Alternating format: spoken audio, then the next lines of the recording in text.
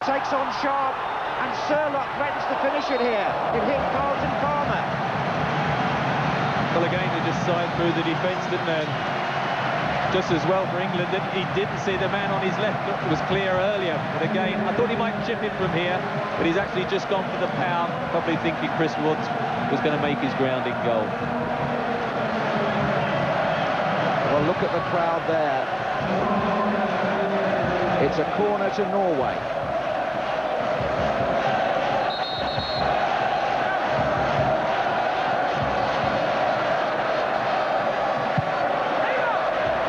Taken by Chris Woods. 1 point in Poland was scrambled in the last few minutes. With just 2 minutes to go here in Oslo, England are 2-0 down in this World Cup qualifier. Ian Wright starts a run now. Pedersen gets his head to the ball. I think that commentator of 1981, since sadly deceased, I'm told, was talking about Maggie Thatcher. Your boys took a hell of a beating. Well, I think we'll just call this a major setback at the moment, because it's going to be described as something rather more than that. The ball runs under Lee Sharp's foot, and there are people throwing some cushions onto the pitch at the far end, and Torsvad has to keep his mind on the game. One or two, I won't call them missiles, but something was thrown over the fence there. Here is Rekdal.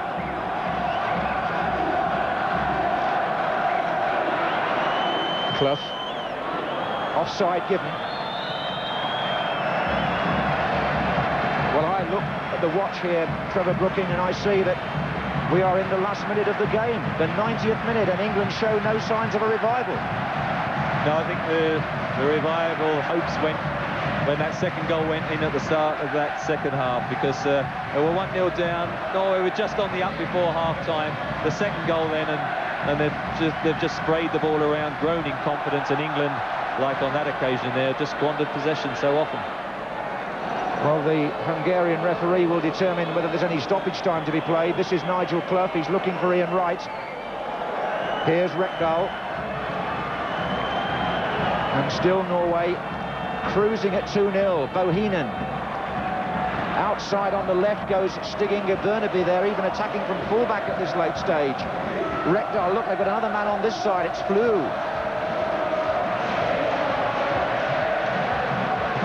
And Surlock comes in to challenge Dixon. That's Palmer on the edge of the area, caught by Meekland. Then Rekdal gets the foot in. England looking tired, jaded, depressed, defeated. Rekdal again. Meekland, little touch offside against Koran Surlock. And we are in stoppage time in Oslo.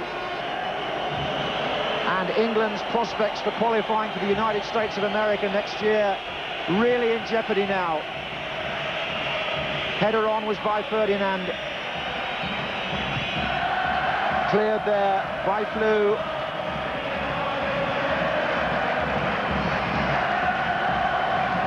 Referee has checked his watch.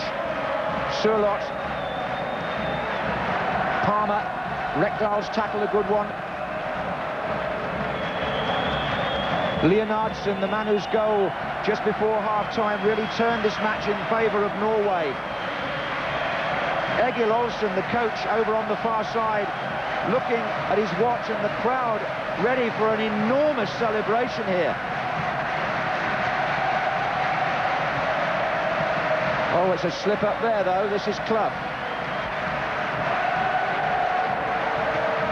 Pedersen, Rekdal. Oh, what a good bit of skill again by the rangy number 10.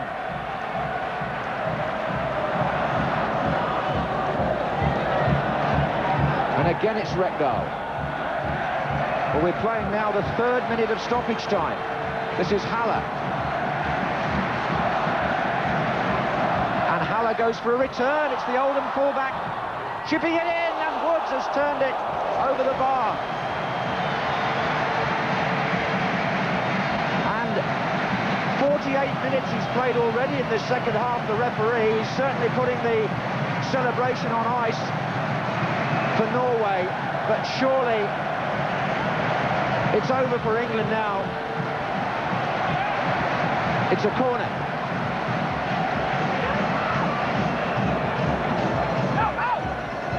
Meekland trying to hold off Clough. Well played by Nigel. Offside. Well, Trevor, come on, let's have a summary. No, I'm not sure what to sum it up, quite honestly, after what the game has gone. I mean, it's just been probably the poorest performance I can remember for a long, long time. It's never looked good. For the first half an hour, I've just felt defensively England looked as if they were coping. Gave a sloppy goal just before half-time, and then the second goal, which was well worked by Norway. And then the balance, the organisation just went completely, and you have to say Norway could easily have had more. I don't quite know whether our watch has gone wrong. We seem to have played an enormous amount of stoppage time. I don't know quite where it's all come from. Here's Palmer.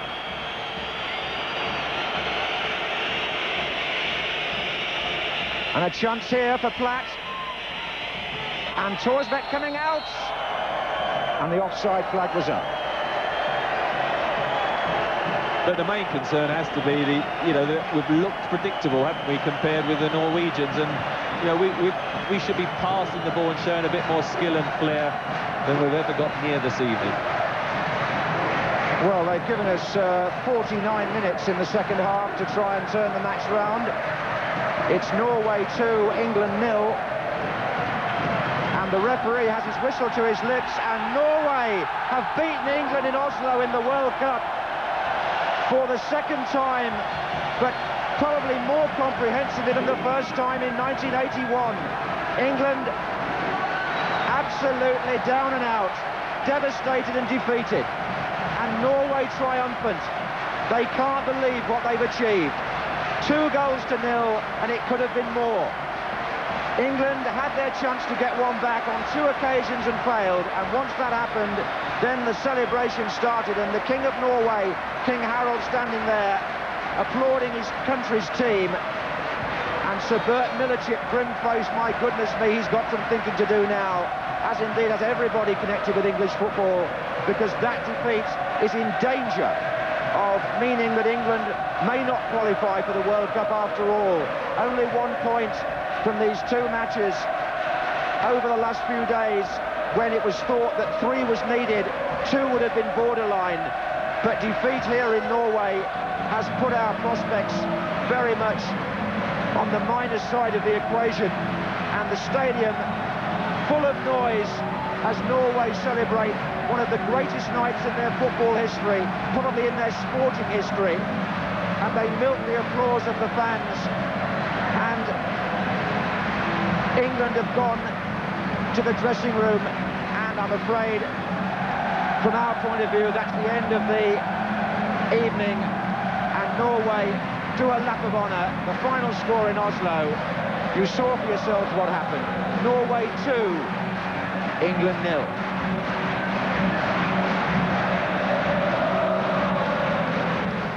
Well, there we are, England's worst display for some time, Jimmy, and nothing really to look on the bright side about that, really. Not at all. I mean, it's not something that we've just conjured up. We've been saying for a long time now that the performances at international level, the number of changes that have been enforced on the manager in many respects because of injuries, but also the number of changes that have been made out of choice, plus the change of style, the change of pattern, not winning games that we should have won, was, to me, not to the bookmakers, strangely enough, saying we're not going to go to America, and I expressed it on this programme twice, 2 ago. Sometimes if England have been outskilled over the years, they've always had that great resolution, that sort of fight, but even that seemed to be missing tonight, Terry. They did. I mean, I think that to the second goal after half-time, it just seemed to knock the stuffing out of us and our better players.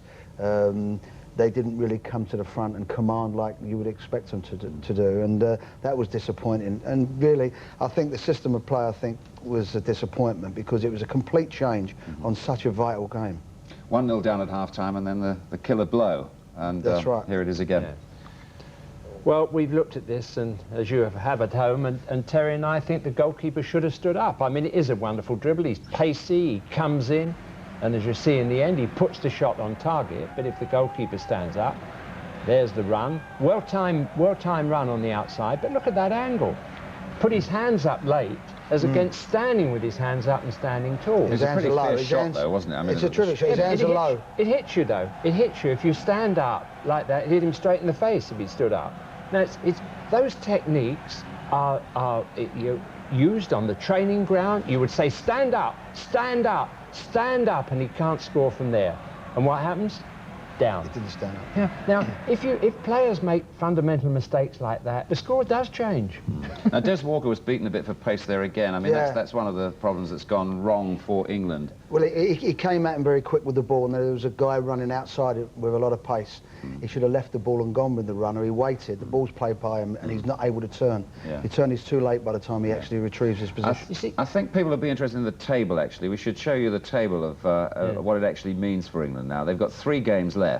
The next is next season, really, September, home to Poland, then it's away to Holland, and then, of course, San Marino. And it really means they've got to win all 3 for sure, and then hope that other things go their way. Yeah. And the match away in Holland, of course, will be the one. Is the most difficult one. And even then, it could mean that they wouldn't qualify. But I would take it if they won all 3. There is still that hope. You've got but how can you say a team like that's going to win all 3, including away in Holland? And just a point on the tiredness, I mean, 2 of our most ineffective players, you know, we've come to say, oh, the problem with our football is everybody's tired, play too many matches. Walker and Gascoigne play in Italy, you know, not in England. So if they play less matches in Italy, which I don't suspect anyway is absolutely accurate, you know, by the time but we're not saying they're tired, are we? I mean, you're just assuming. But what is it wrong? An assumption that's not correct. We're talking about the way that we set our game up tonight, and the way that our better players, our players with a lot of pull with the rest of the players, didn't really come to the front. Extraordinary thing. I don't think it was to do with tired. The extraordinary thing, though, is, I mean, the Norwegians enjoy English football. They watch it on the television all the time, and they do admire it. And yet we're outskilled by their... Well, they actually outskilled all the way through. I think they like our way of playing. They copy that way of playing. That's how it started, and they've gone on from there. They've got that strength, that fitness that we've always had, and competitiveness, and they've also got the skill. The little fellow, I thought, in the midfield, the Mosquito was excellent, wasn't he? He was into everything. Mosquito. Yeah, that's right. But I mean, before, I think we have been in some way sympathetic to Graham Taylor's problems, that he lost Shearer. You know, he's lost players when he's needed them, but I can't say that I can support the selection and the change of tactics before tonight's game, with the players that were available. All right, so we had some missing. But to change back to a sweeper, you know, and to put Sharp in, one international, couple of international, you know, Sheringham, limited international experience, Ferdinand, limited international experience. He was overbalancing the side, not only tactically. If you lose the balance in a team of experience or pace or strength or any of those things, you don't get results. And it was such an important game. But what was so disappointing to me was the one thing in English football that we're meant to be. We're strong and we're fit and we outran the other side. They outran us and they out-tackled us.